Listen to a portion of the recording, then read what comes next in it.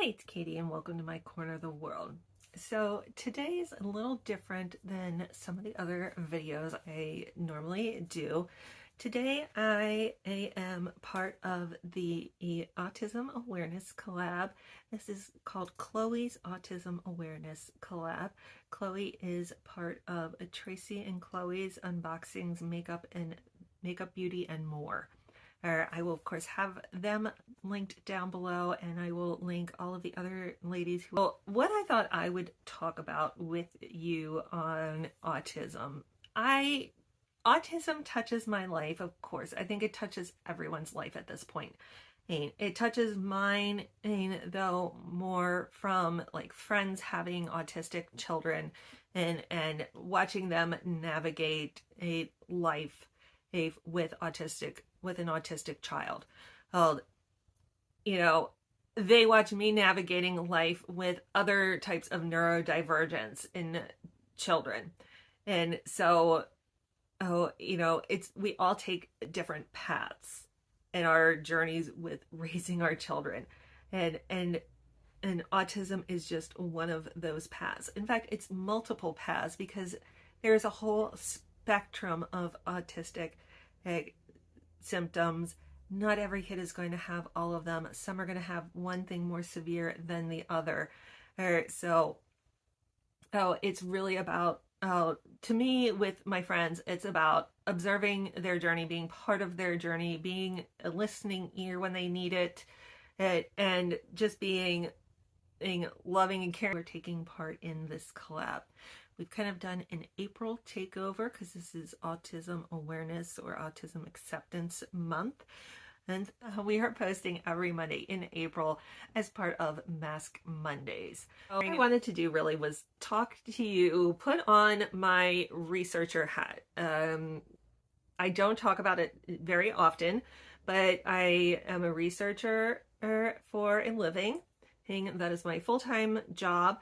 I do not do research in autism. I work with older adults and caregivers of people who are living with dementia. But being trained in research, I know how to read studies and specific things to look for in like news articles or studies is that give me a better understanding of what went on and how much I should put value into that study, should I say.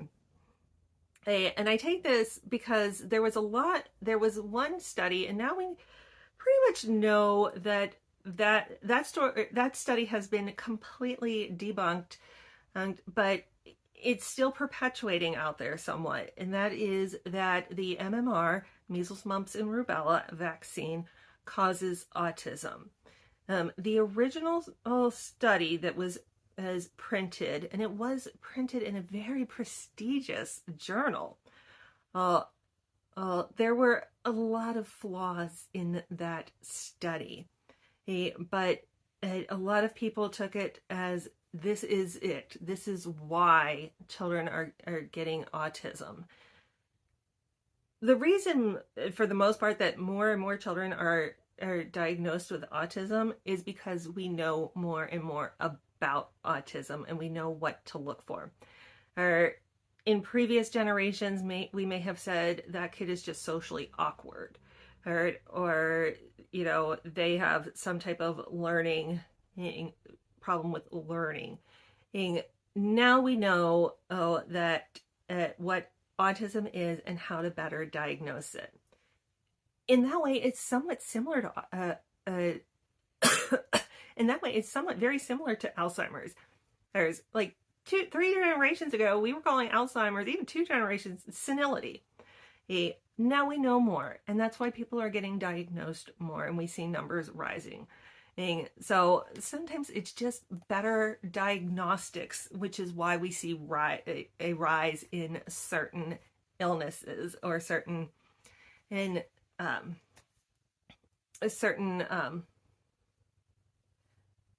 disorders, because autism is not an illness. It cannot be cured. It's something that that person and their family have to learn to navigate a life with. It's not, it gives them some things that make them so uniquely special, and it causes some things that make it a struggle. But anytime you have any type of disorder or something, that's going to be the same thing. So, if you're trying to manage diabetes, that does not have a cure. The person has to live life with that and learn how to navigate life with that. It's no different for an autistic child or an autistic adult in how to navigate their way through life. But back to the research. I'm getting off topic.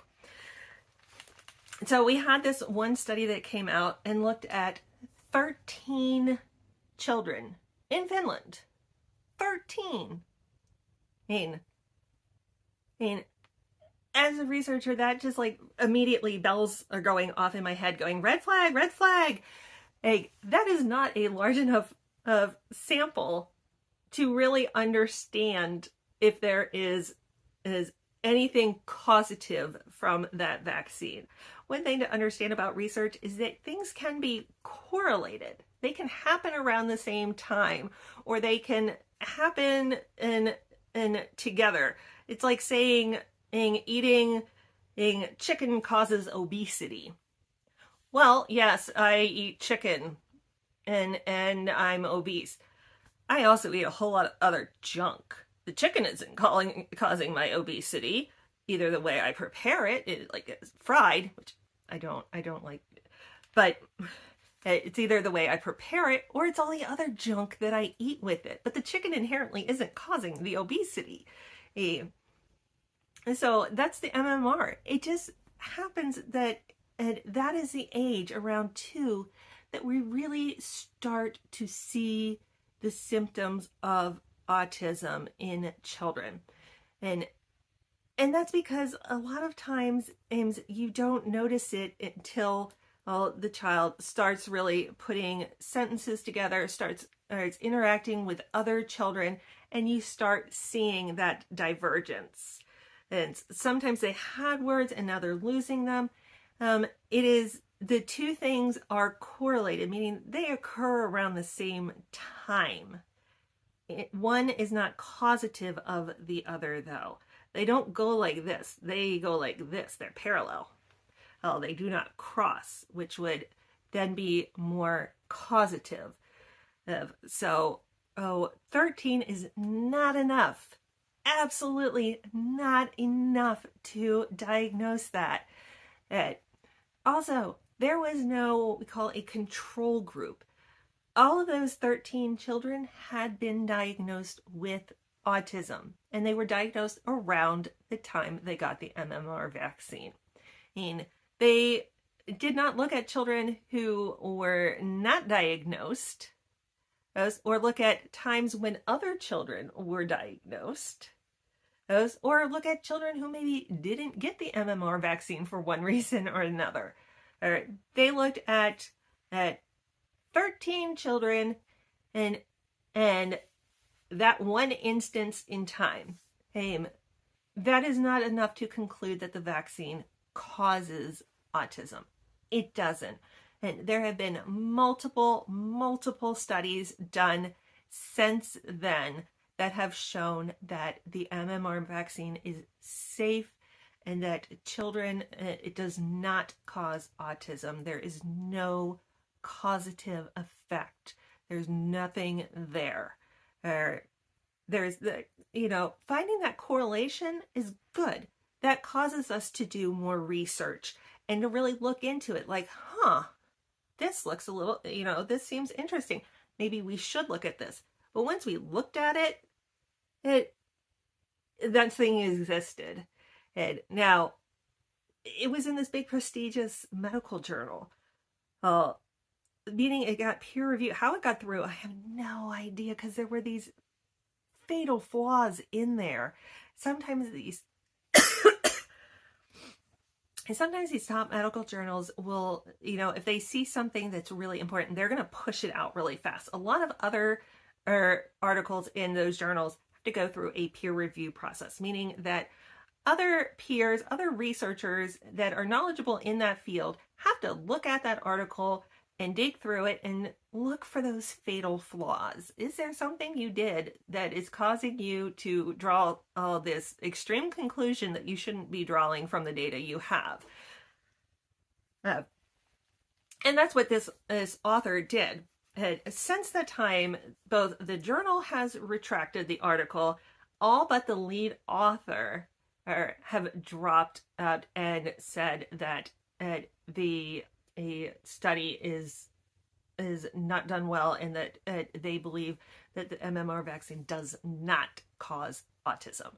It's only that one lead author that continues to say that yes, it does. And he has led this movement and really led people away from looking at other health concerns. But when you look at research, whether it's for children with autism or diagnosis of autism or for dementia or for anything else, there's a couple things you should do. One is look at the purpose. What is the author trying to find out? Now, most people aren't going to go into full journal articles. They're going to get their information from Newsweek or from the newspaper or from Reddit. Look at the full article, or at least look at some pieces of it. First, look at what were they actually trying to find? Then look at how many people were studied. If it's 13 on something like this, again, you may say, okay, that gives us pause and we want to look further, but it's not conclusive enough on 13 people to say, absolutely not. Absolutely, this is the cause. The only time something like 13 would work is if we were doing a drug trial, and 13 out of 15 died. Then we would say, oh crud, that doesn't work. This study is done. And we wouldn't say, oh, it cured 13 out of 15. We would say, that's really great. We need to look a little further, though, before we put this out for the public's use. So look at the number. Do those people represent you? Just the other day, I was talking about a study in one of the things for FabFitFun, and it said it increased. I think it was 94% of women felt that this skincare item, increased their moisture barrier or something like that. That I will say I so appreciated that they actually put the numbers after it.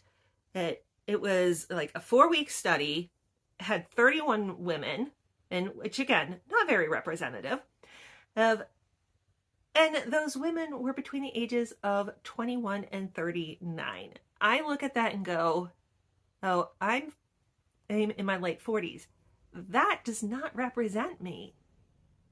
So this claim is not done looking at women like me of my age group. So I can't take that as, yes, this is going to make me feel that way. They did this with 31 women and who are almost 10 years younger than me. Your skin changes a lot, especially from 30 to 50 and beyond. And so I look at that and go it's a nice claim, but they don't represent me. So maybe this isn't the cream for me. Look at did they study the age range that you are? Did they study the race? There's so many studies out there that only have the majority as Caucasian white. If they did not look at this in African Americans, Hispanics, or other races, then and you might want to take, and you are one of those minorities, you might want to take it with a grain of salt, because what works for me may not work for you. So what works as a moisture barrier for me may not work for you, or it may give you a white cast or something. So look at, does the sample represent you? So is it done in all males? Maybe they only did 13 males in that autism study. If it doesn't include females, then again, it can't be conclusive. You have to look at things like that. When it's things like medications or treatments, make sure you're looking that it's even done in humans. And in the Alzheimer's world, everybody wants to find a cure for autism, a cure for Alzheimer's disease, a cure for cancer and diabetes. With some of them, it's just that there's so many different forms of cancers, of autism, of dementia, that, there's probably not going to be a one-size-fits-all cure. But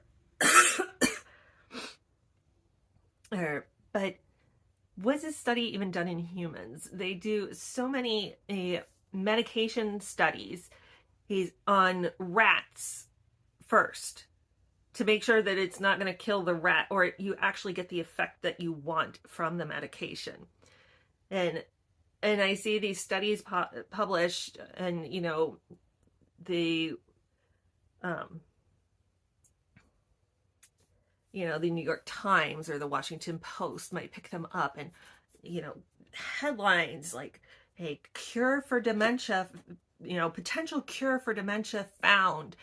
And I get people calling me going, "Oh my gosh, did you see this?" I'm like, "Yeah, I hate to burst your bubble. That was done in rats." It's a long way off from ever being used en masse by humans. Especially in the dementia world, we have found so often that these medications cannot cross the blood-brain barrier, or if they can, that they have such detrimental effects that it's not worth it. And the drug goes no further than in rats. So, make sure what you're reading, the press is going to sensationalize it. Make sure you're looking at those things like, how long was it done for? Or how many people? Well, do those people represent me? When you're looking at research, to understand and how much you should be putting into this. So that's my spiel on research. I really wanted to get that out because I know there's so many myths around autism and other research out there, that I wanted you to be good consumers of research. And you can always ask me questions. I don't mind that at all. But I will take my little researcher hat off now and get back to what I love on here, which is unboxings and hauls and Tea Tuesdays and things like that, because the research is one part of my life. This is another part of my life. But if you want more on research or anything, certainly ask me. I can always talk to you, or think about doing maybe another channel or something for that. But I did want to put that out there. Tracy and Chloe, thank you so much for inviting me yet again in this collab. Chloe, I just adore you. Chloe, if you do not know, is a tween who does have autism. She did the amazing artwork for our thumbnail. She is extremely talented in art. She puts herself out there with her mother Tracy on her channel, and I so appreciate her and what she does. Is the other way, other than talking to other moms with children, is that my daughter Emily does not have autism, but often works with other children with autism, because there are, I guess the thing I want to say before I leave is there are treatments. No, there's not a cure, but there are effective treatments that have been shown by multiple studies to work. So there is hope out there to learn to navigate a full, enjoyable life while having autism. There's behavioral therapies, cognitive therapies, occupational therapy, physical therapy. One of the best things that is known right now is that the earlier you can intervene, the better. The earlier that the therapists, as the psychologists, as the education system can get in there and help you and your child navigate this, the better for everyone. So that's what I would say is if you are already working with someone or have a loved one that has autism, you're doing a great job. As a caregiver, you're doing an amazing job because you love them and you care for them and you want the best for them. Get help. There is so much help out there. Look for these therapists. If they are